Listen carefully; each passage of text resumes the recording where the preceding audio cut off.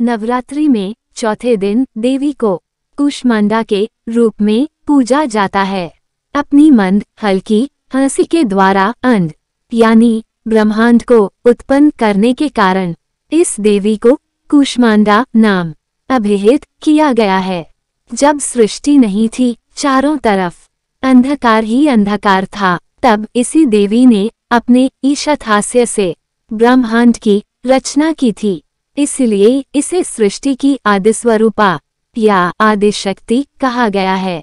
इस देवी की 8 भुजाएं हैं, इसलिए अष्टभुजा कहलाईं। इनके 7 हाथों में क्रमशः कमंडल, धनुष, बाण, कमल पुष्प, अमृतपूर्ण कलश, चक्र तथा गदा हैं।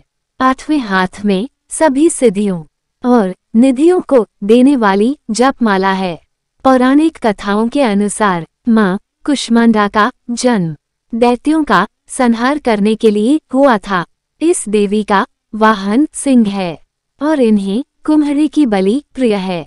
संस्कृति में कुम्हरी को कूष्मांड कहते हैं, इसलिए इस देवी को कूष्मांडा के नाम से जाना जाता है। इस देवी का वास सूर्यमंडल के भीतर लोक में है।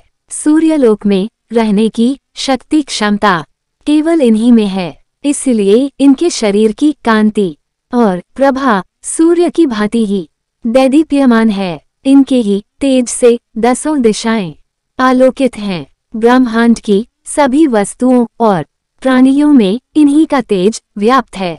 अचंचल और पवित्र मन से नवरात्रि के चौथे दिन इस देवी की पूजा आराधना करना चाहिए।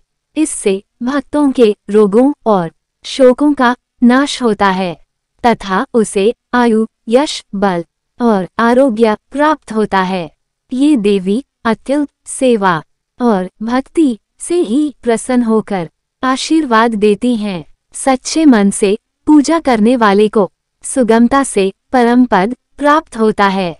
विधि विधान से पूजा करने पर भक्त को कम समय में ही कृपा का सूक्ष्म भाव अनुभव होने लगता है। ये देवी आधियों व्याधियों से मुक्त करती हैं और उसे सुख, समृद्धि और उन्नति प्रदान करती हैं।